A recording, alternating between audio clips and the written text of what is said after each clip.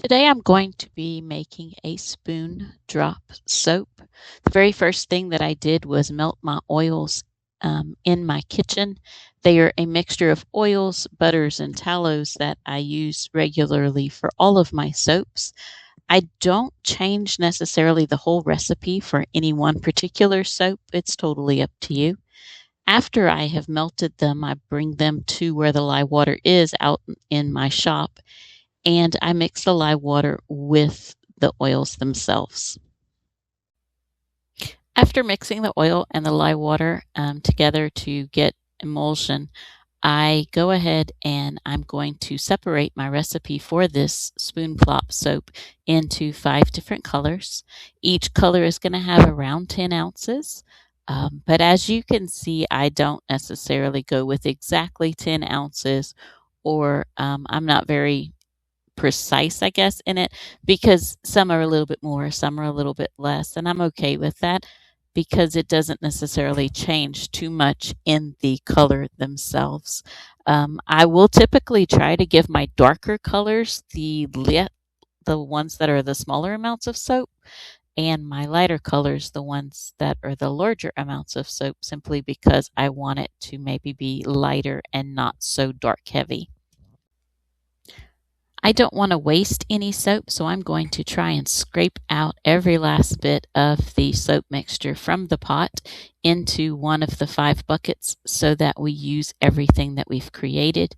And then I'm going to begin to add color to each jug of soap, each little container of soap, so that I can finish mixing.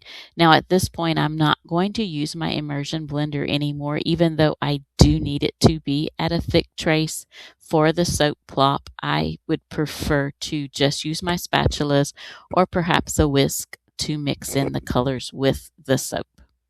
As I begin to add color, I was going to let you know that I add about a tablespoon of oil into each color cup, and then my amount of color changes for some of them, but for the most part, it's around a teaspoon of color added to the tablespoon of oil for each color that I use. For some colors you're going to need, or I find that I need to add more. For example, like the golds, the light yellows, light pinks, you kind of almost need to add more to get it to come through and show without it being a very light pastel. But for the most part, I find that a teaspoon of the mica to a tablespoon of the oil works great. Now, as for the mica and any other tools that I use in this soap making process, I will put links below in the description of places where you can get them. For my micas, I use Mad Micas. I love Mad Micas. I think that they have their colors are superior to anywhere else that I've gotten mica from. And then a lot of my tools, my immersion blender, my molds, things like that, I just got off of Amazon. My oils, butters, are coming from soap making distributors. And then my tallow is local. I use a local farmer who makes tallow for the local area, and that's what I use for my tallow. So it's really basically just a combination, but I will go ahead and link that in the description for you as we finish up with the colors.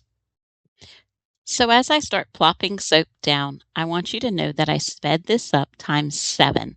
This takes quite a while to take a spoonful each time and plop it in the bottom. It also took me a while to decide where I was going to put some of the soaps because I didn't want to mix the same color one on top of the other. Even though I was intentional about getting the soaps separated or spread out, some of them did end up on top of each other just because I only had 5 colors and there wasn't that many to repeat. So sometimes it worked out and sometimes it didn't. One thing you might notice about the soaps is that they're kind of a pudding consistency, and you can see how the soap stays together. One thing I was checking whenever I was mixing my color in with my soap was I was checking for a trace. I wanted to see whenever I would pick up that spoonful of soap and drop it back down if it was going to sink into the soap or if it was going to land on top and stay.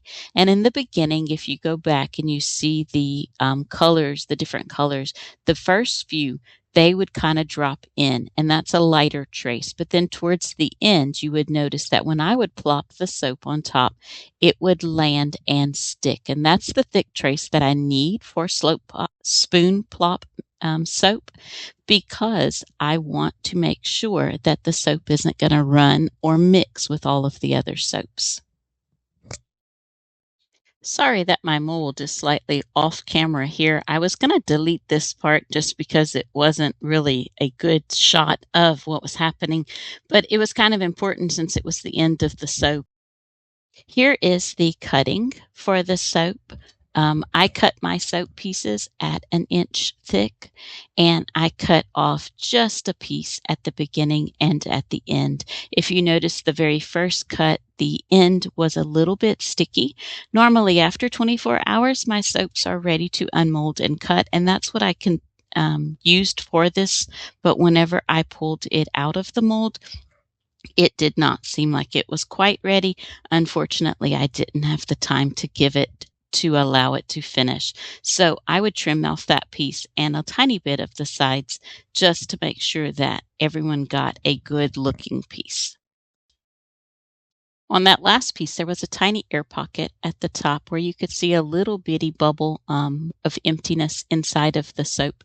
I will fix that a little bit later on in the day. Not in this video, but off video. But I did want to talk about the way that I try to prevent those. So during the spoon plopping, whenever you noticed if I tapped the mold on the table, that was a way to get the soap to settle in and not have any air pockets like that. Overall, I think the soap came out looking really great. Just in case you were wondering, this one was fragrance free. It's something I do every now and then. So there was no fragrance oil put in. I didn't mention that, and I felt like you needed to know. As we finish up here, I just wanted to thank you for stopping by today.